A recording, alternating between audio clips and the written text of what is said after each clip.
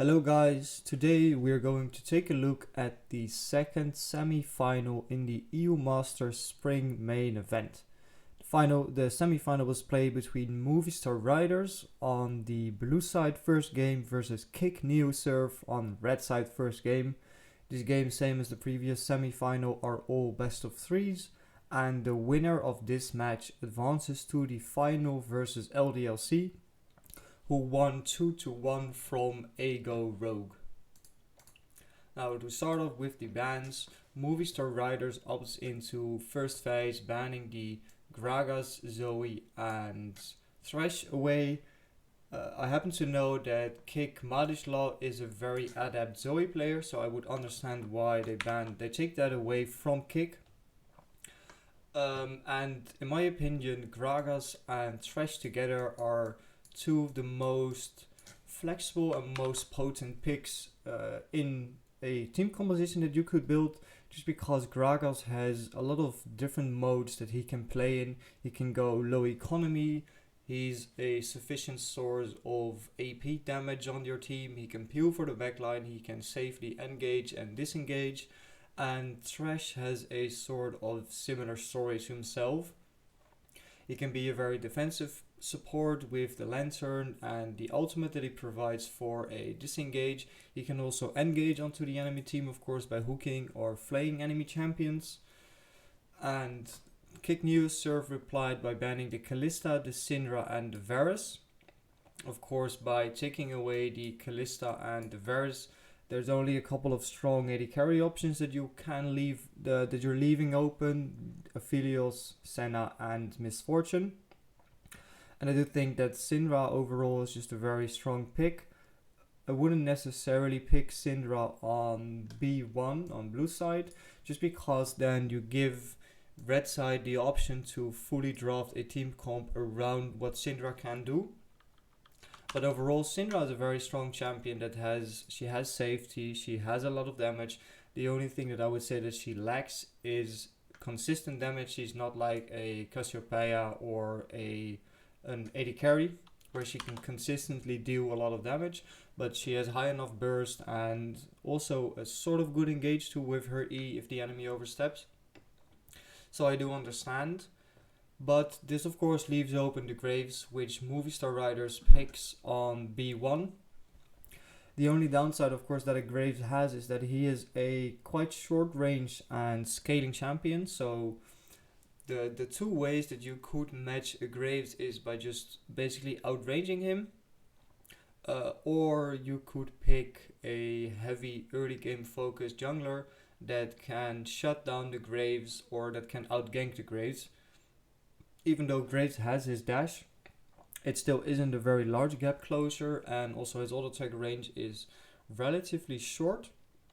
So Graves needs setup in his lanes in order to be able to gank efficiently, and then for example, if the Graves doesn't have a setup with his lanes, there's going to be less jungle pressure on the side of Movistar Riders, just because the Graves is not enabled by the rest of his team, because they don't have CC or gap close to get to the enemy. Then expectedly K1ck Neosurf take away the Ornn and the Aphelios. Of course, it's a very good thing to pick lanes that your opponent hasn't picked yet. So Movistar Riders opens with the Graves in the jungle, and then K1ck Neosurf takes away a very strong top lane and AD carry pick. I do also think that picking the Aphelios and the Ornn together is a very strong duo setup. The Aphelios and the Ornn of course gonna scale massively into the late game and just be unkillable and killing everything at the same time, because Ornn also of course does a lot of damage, and the late game Aphelios is just one of the most scary late game AD carries that there is at the moment, and that is already even enhanced by the Ornn upgrades. The only thing it does show of course for Neosurf is that they want to engage onto the enemy team, so Movistar Riders can respond to that on their B2 and B3 pick, which they did. They picked on B2, they picked Zed, and on B3 they picked Cassiopeia. Cassiopeia is of course a very good tank shredder. She also scales well into the late game, but I do believe that she is outranged by Aphelios. So if you would look at a 1v1 matchup between the Aphelios and the Cassiopeia, it's going to be a little bit hard for her unless she gets a good ult, and Aphelios hasn't built a QSS yet. But the way that it looks now, the Cassiopeia is mostly going to be there to shred the front line of Neosurf. And on the other hand, I do like the Zed pick into the Ornn. Of course, Zed could still be flexed up as support, as you see that he's gonna be flexed there, and the Cassiopeia could potentially go in 3 different lanes. You could go top lane, mid lane, or bot lane. But as an answer to the Ornn, I think those are good pickups. Of course, the Zed can face tank the Ornn ult, and the damage that Ornn can do, and he survives with the grid. He uses his W, and then he can counter engage onto Neosurf by using the ultimate and dunking the Ornn back into the backline of K1ck Neosurf. All the while the Graves and the Cassiopeia are also doing a lot of damage onto the Ornn, and they can just move forward together to eventually have everybody on Neosurf on the same line, where the Cassiopeia W and ults are going to be extremely effective. This of course is not a fail-safe way. It's a lot safer to engage with the Ornn ult, and it would also be a lot safer to pick Braum as Movistar riders just to counter the engage that Ornn provides for a team.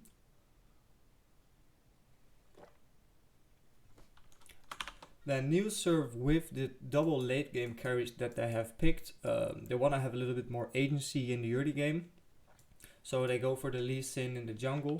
I do believe that Lee Sin into Graves, at least at the earlier stages of the game, is going to be a heavy skill matchup, which is mostly dependent on if Lee Sin is going to be able to close the gap towards the Graves and hit his Q, or if from Graves' perspective he can dodge the oncoming engage from Lee Sin.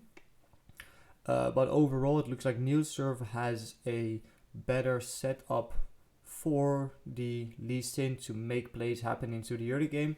Of course, Cassiopeia can W people and slow them and make them not use their flash. But then she and Graves still have to walk towards the enemy champions. And Zed has to be in melee range of people to use his E. Or at least, well, not melee range. It's A range, but it's not long enough. So if you would put the Zed into the Ornn, you do have a setup for the Graves to gank. But Ornn is gonna skill regardless, and by having such a heavy focus on top side, Neosurf can, with the Lee Sin and the Neosurf can snowball the Aphelios with the Lee Sin, and Ornn is gonna skill regardless. He can just play very safe, low economy as well, by giving up a lot of CS with the pressure that Movistar riders might exert into the top lane. And once Ornn gets his level 13, his level 14, he's gonna be enabling the rest of the team with the Ornn upgrades, and he is still gonna provide a good engage for Neosurf. Then, seeing that Movistar riders hasn't picked an AD carry yet, at least they're not, of course, Cassiopeia could still go bot lane, but she is a flex pick. So they ban away the Misfortune and the Maokai. I think that Misfortune is just a very good AD carry, and especially with her 2 and 3 item power spike, at least in the earlier / mid game stages of the game, she can match an Aphelios. And especially so if you have a sort of engage combination, and I think that's also why they banned the Maokai.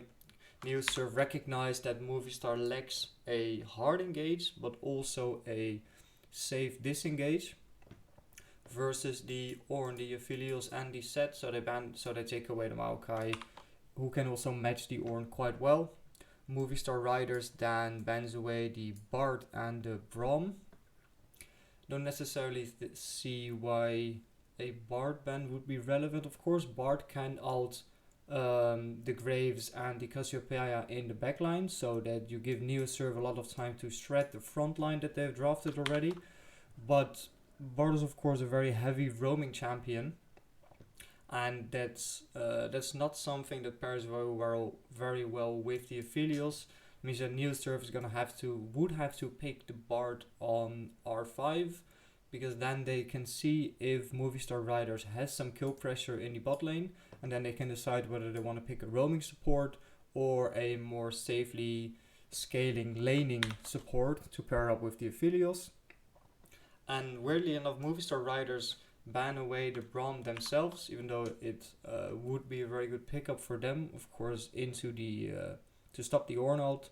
But maybe they're just scared of Neosurf taking it away on R4, pairing it up with the Aphelios, just because Braum, of course, gives a lot of safety for your AD carry. And that they wouldn't necessarily have a very good answer. It's very hard, of course, to engage on Braum because he has the shield. He probably is going to build Guardian. If he has a stopwatch, he can build a Gargoyle Stoneblade. Then you have a very tanky and safe front line for Neosurf to peel for the Aphelios, especially in later stages of the game. And then there's no way that the Graves and the Cassiopeia are going to be able to access him. And Neosurf, as I said before, they opt to last pick the support. So they R5 support and the R4 mid lane, just to see what the bot lane plan of Movistar Riders is going to be, and whether they need to pick a safe support to keep the Aphelios safe in lane as also safe later in team fights, or they could go something more aggressive with more kill pressure. But they finally opt into picking the LeBlanc in the mid lane, because LeBlanc is said as to be a very early game mid laner. That does mean that she pairs up really well with Lee Sin.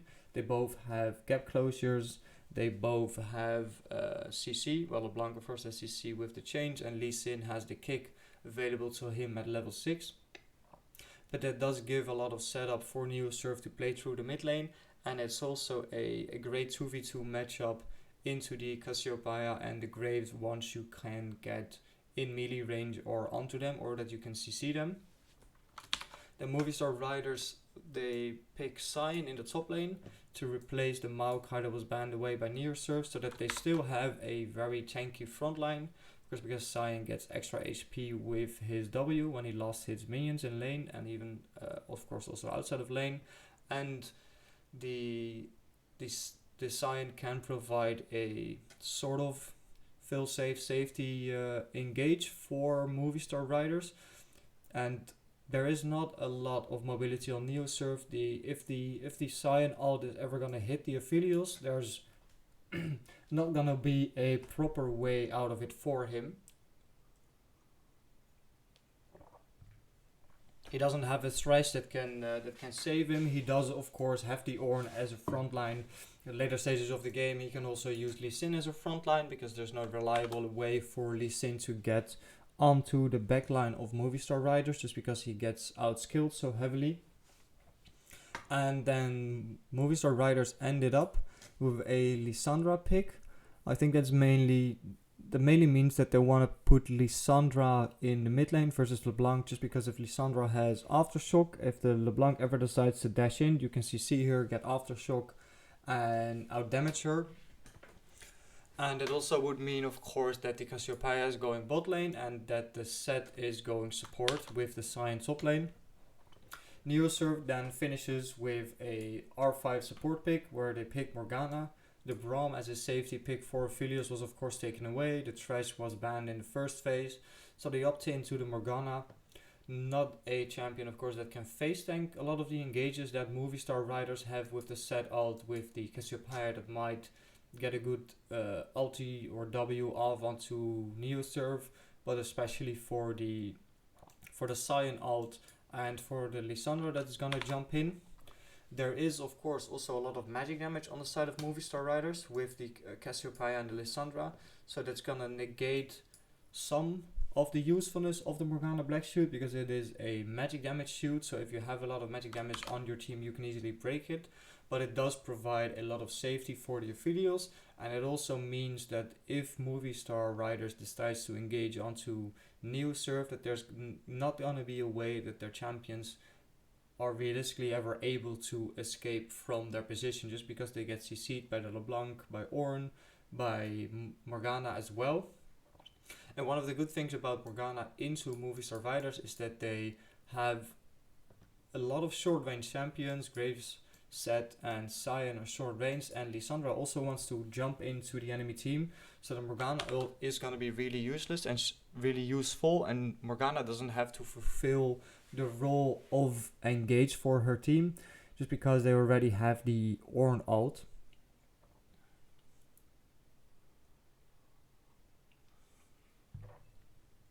So if you look at the overall compositions, they're sort of trying to match each other, but trying to do the same thing. You've got an immense tank in the top lane that is gonna provide a lot of hard engage for your team. Then, as a way of disengaging, Neosurf drafted, of course, the Lee Sin that can kick the Cyan away through the enemy team, whereas Movistar Riders has a set that can ult the Ornn back into the enemy team.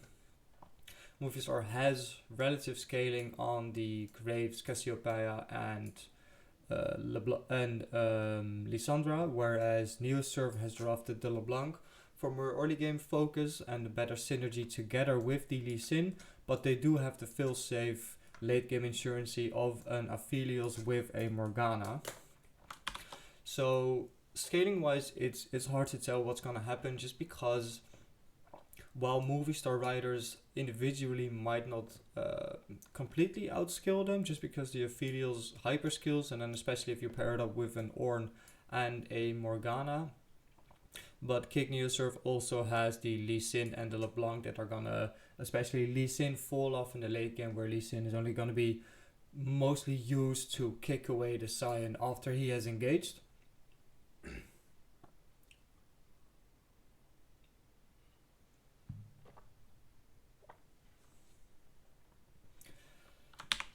So the spike wise, it's hard to tell. What you can already see from this is that Neosurf really want to play through the mid lane with the Lee Sin and LeBlanc combination. It gets a little bit harder into the Lissandra and Graves, just because Lissandra has a lot of safety with the Aftershock, with the W, with the ulti, but they should still be able to pressure her. And then they could also rotate that pressure into the bot lane. Top lane is just going to be, it's a tank matchup. There's not going to be a whole lot happening there, of course. They both just probably want to push the wave, see if they can get a good row mid where they can use their ultimates to engage onto the mid lane or even the bot lane from a long range. And in the bot lane, I do believe that the advantage, even though they have a hyperscaling AD carry, goes to Neosurf. Just because with the Black Shoot, there's no real threat coming from the Cassiopeia W or the Cassiopeia ult, and Movistar Riders has picked a melee support champion into double ranged. So there's a big chance that they are going to be pushed in a lot of times and that they're going to lose priority. And also with the strong 2v2 combo that Neosurf has drafted in their mid jungle combination, that means that Neosurf is going to have the upper hand for sure in the early games because of the double range versus range melee matchup in the bot lane, and through the 2v2 matchup that spikes really early with the Lee Sin and the LeBlanc. And then at later stages of the game, the LeBlanc is still going to be very relevant. She, of course, is still going to have a lot of damage. And with the comp that Movistar Riders have drafted, there's not a whole lot of safety for the Cassiopeia. She's most likely going to be alone in the backline, just because the set wants to ult into the backline, the Cyan wants to ult into the backline, the Lissandra also wants to go into the backline, and then you have a Graves that would, depending on if he goes lethality, he of course wants to be able to hit the Aphelios. But if he's gonna go the off tank build where he builds Black Cleaver into Death's Dance, his main purpose, I suppose, is gonna be hitting the Ornn and shredding the Ornn. But with the Cassiopeia outranging the Graves, it would still mean that she's gonna be alone in the backline, and that just gives a lot of pressure for the LeBlanc. She just has a solo target that she can easily kill, or at least poke down heavily, or that can even zone her out of the fight. And then LeBlanc, with the mobility that she has a lot of options to still engage onto the front line of Movistar Riders. So that overall that means that even in team fighting and even in later stages of the game, Neosurf is going to have a lot more agency and a lot more way to play around.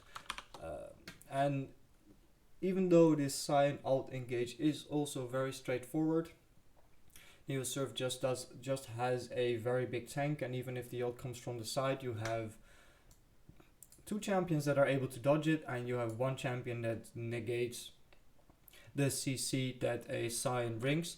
So in that aspect, picking Cyan on B4 when there's still a Morgana up, or they could have even gone Trundle, then it is basically just a meat bag that is going to be trying to face tank a lot of damage. But the biggest problem with Cyan is that he doesn't do as much damage as, for example, a Maokai or as an Ornn.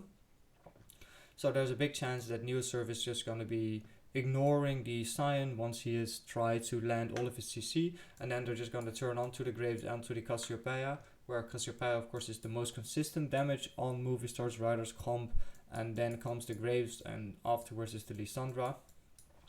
So for Neosurf they have a very clear game plan, and what Movistar need to try to do is to get past the Ornn, past the Lee Sin, past the Morgana, to be able to reach the Aphelios and kill him, all the time while being threatened by a LeBlanc that can just jump in and either kill or do a lot of damage on your two main damage dealing carries. So this is a slight problem that Movistar Riders have, even though they thought that they had the nice flex pick with the Cassiopeia and with the Lissandra as a quote-unquote counter pick into the LeBlanc. In team fights, it turns out that it is slightly different. So, as you could already notice, there's a big favor going to the composition of Neosurf. Even though they have a Lee Sin that gets outskilled, they don't have a Lee Sin and, for example, a Set on the same team, where they both want to fulfill the same role as dunking or kicking a tank back into the enemy team. So even in late game team fights, if the Ornn or the Lee Sin with the Morgana shoot can just face tank the Cyan ult, Lee Sin is just only gonna kick him away, get a lot of CC into the enemy team, and Neosurf just has a lot more agency to play through in the early game and a lot more strict game plan, whereas they want to play through mid lane at the early stages of the game, bot lane at later stages of the game, and top is gonna be whatever, join whenever they can, and still be very useful. And then as a second thing that Neosurf has going for them is that with the Lee Sin and the LeBlanc, they have a lot of mobility and a lot of pressure onto the backline of Movistar Riders, or even in earlier stages of the game, onto the Graves in his own jungle.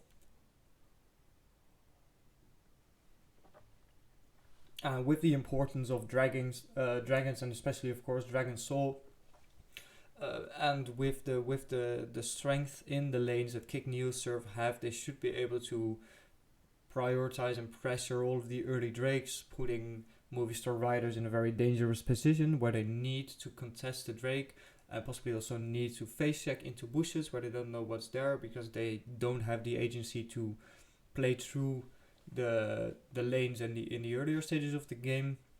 So I do think that draft-wise this game is going to go to K1ck Neosurf, and indeed they won the first game. Second game, the sides were switched, so this time Neosurf is on the blue side and Movistar Riders is on the red side. Movistar Riders banned away the Zoe and the Thresh again, and then they opted into also banning the LeBlanc because of the apparently, I suppose, the big impact that she was able to have in the previous game. And Zoe, of course, being one of the main champions from Madislaw. Then K1ck Neosurf decides to ban the Kindred, not Kindred, Kalista, Cassiopeia, and the Graves again, meaning that they don't wanna give over Graves, but they also don't want to prioritize it in their B1 pick. Of course, by banning out the Graves, you're most likely looking at indeed a first a B1 AD carry pick, just because AD carry, there's going to be a lot of choice between the strong AD carries and the meta AD carries that you can pick on B1, while taking away one of the most prominent and, let's say, strong junglers at the moment.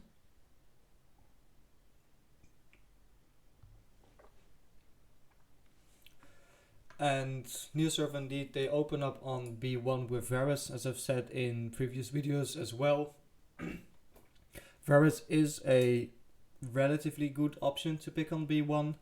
You're taking away a very strong pick from the opponents, and Varus also with the either lethality or the attack speed build can have a lot of different modes in the game, and also different spikes, of course, because the lethality build gets online a lot quicker because the items are cheaper.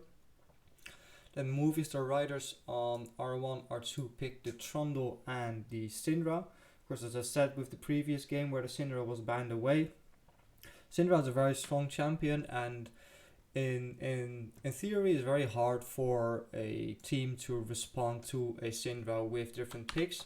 But with the Syndra being picked so early, you already sort of give K1ck Neosurf the option to draft around the Syndra to make sure that you have champions that can either survive the burst, that don't want to run into her because she has the E, or that want to run into her from a lot of different angles, where Syndra has to make a choice who she is gonna be eating away from her.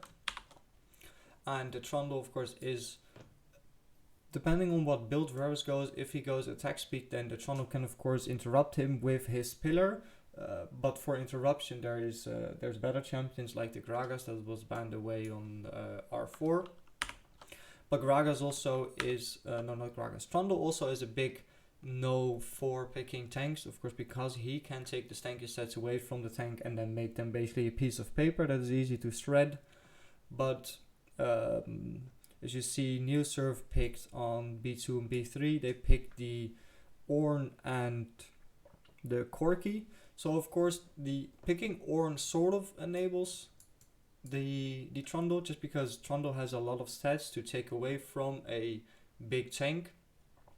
But Ornn has such a long engage too that he can fulfill his purpose in the team by engaging for his team without Trundle even being in range to cause his own ult.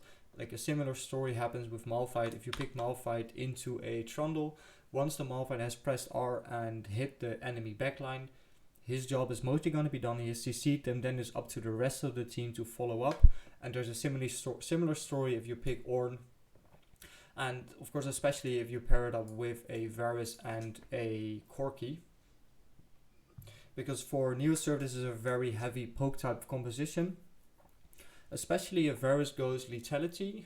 Of course, that's also dependent on what they are gonna, what Movistar riders are gonna pick. If they pick a heavy tank, which they eventually did, it gives slightly less options for the Varus to go lethality, but you still have a K1ck as an AD carry, as an attack speed champion that has consistent damage and that can shred through tanks as well. Especially, of course, once K1ck hits the 2 or 3 item spark, and those item spikes are gonna be even greater with once the Ornn upgrades start coming in. Then Movistar riders, they, instead of picking the Aphelios, of course it's a very stationary AD carry, and there's a very big chance that if they pick Aphelios that K1ck Neosurf would ban away the Braum as a safety option for Movistar riders and for the AD carry that they have. And of course they've banned away the Thresh themselves. So they opt in to go for the Misfortune, which of course, as I also said in previous games, the Misfortune comes online slightly soon. She comes online at like 2 to 3 items. I do think that she is quite an alright match into the Varus. Of course, Varus is going to try to poke her out from long range, and a similar thing is happening with the K1ck. But if you draft enough engage or even safety with, let's say, the Syndra Scatter of the Week, the Misfortune can be a very effective champion if you pair it up with more hard engage and safety and the support, which you can use her ultimate to also hit the backline of Neosurf. Then as second ban phase, Movistar Riders, they banned away the Gragas just because they see that they have a sort of stationary spellcaster and a very stationary ultimate casting AD carry, whereas the Misfortune, and it's very easy for the Gragas to interrupt both of them, separate the team, make it an uneven fight. And then they also banned away the Jarvan, whereas because they banned away because they're, even if Movistar Riders opt into picking Braum on R4, then the Jarvan is going to provide a very fail-safe engage onto the vulnerable backline of Movistar Riders, and even if Syndra manages to interrupt the Jarvan engage, then there's still an Ornn engage and there's still a Varus ultimate that can come their way. Also because Movistar Riders banned away the Thresh themselves, which would have been a very nice pickup into the Jarvan, just because you can give one of the two champions, either the Syndra or the Misfortune, a Lantern to get out of the Jarvan ult. K1ck Neosurf, they banned away again the Maokai, again to dissuade a very strong engage pick that Movistar Riders could draft, and they banned away the Renekton, possibly also because they realized that even though Ornn can still be a very strong champion at earlier stages of the game, the Renekton is such a strong early game powerhouse that by giving over Renekton to Movistar Riders, you give them a lot of agency for the Trundle, and then a R4 or R5 Renekton to come in, giving Movistar Riders a lane that they can play through. But with those two top laners taken away, Movistar Riders again picked a Sion. Similar story as the previous game. Sion is going to try to find a hard engage onto Neosurf, especially looking to hit the Varus or the K1ck. And of course that makes it harder for Varus to go Lethality, just because if he ever gets engaged on by the Sion, he's going to have a lot more trouble trying to kill him.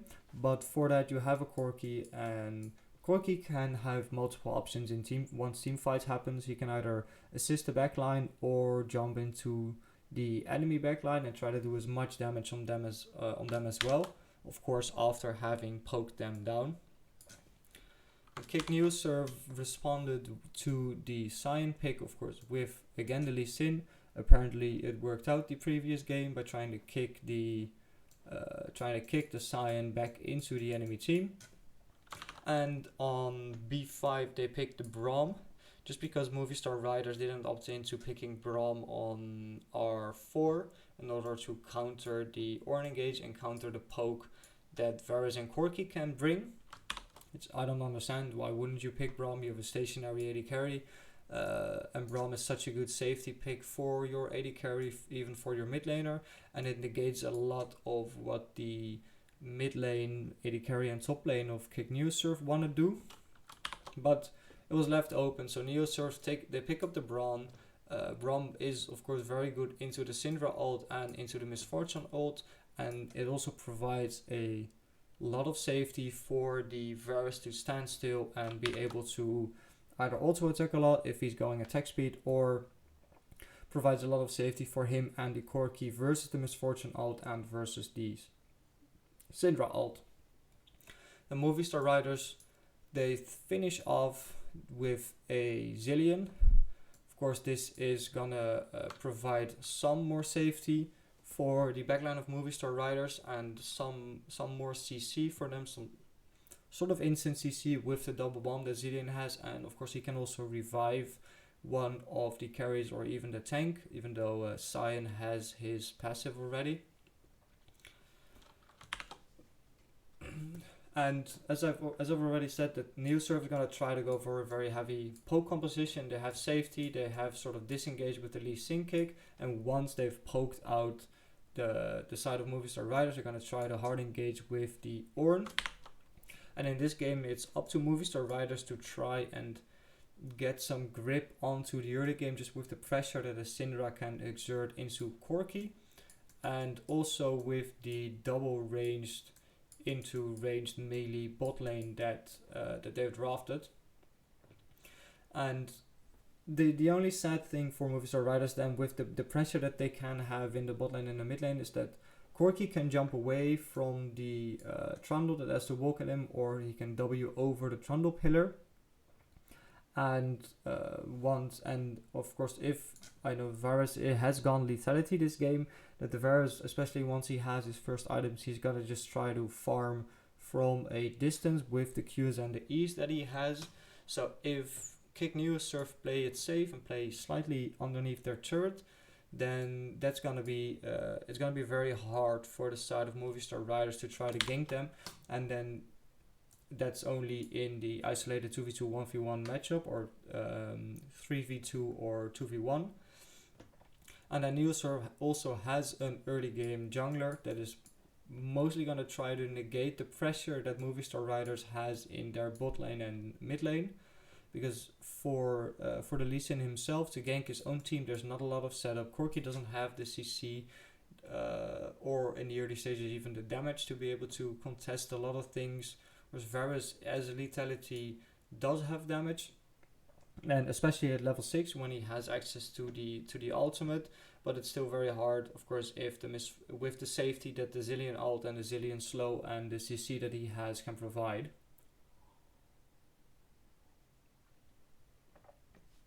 And then of course top lane, the Cyan versus Orange is going to be some tanks hitting each other a couple of times and trying to farm and scale up. Then in team fights, that's where it gets interesting. The individual lane states, they sort of go to Movistar, but then k1ck Neosurf has the Lee Sin to protect his lanes at the earlier stages of the game, just because he can have a lot more pressure and agency as in damage and mobility than what the Trundle can offer for Movistar. But once team fight happens, it gets a lot more interesting, because Neosurf wants to poke them out, and with the Varus and with the k1ck, and then hard engage with the Ornn. So one of the things that is good if you're versus a poke composition is that you pick hard engage and you just dive into the poking backline of your opponents and try to kill them before you've been poked out so much that you have to reset, or that you're gonna get engaged on yourself. Then the issue that Movistar riders has is that even though they do have a nice engage with the Cyan ult and the Trundle that can get speed up by the Zilean and run in, and you have a Syndra E that might happen if Neosurf ever oversteps, but Braum is going to provide so much more safety than the Zilean when Movistar riders want to engage onto Neosurf. So the Braum is just going to be able to negate a lot of damage that Movistar riders want to do. And the Syndra, of course, doesn't have an incredible amount of sustained damage. She's a more burst type damage champion. So it's going to be up to the Misfortune to be able to kill the frontline that Neosurf has, while Neosurf has a very nice mixed damage champion that can shred through the Cyan quite easily. And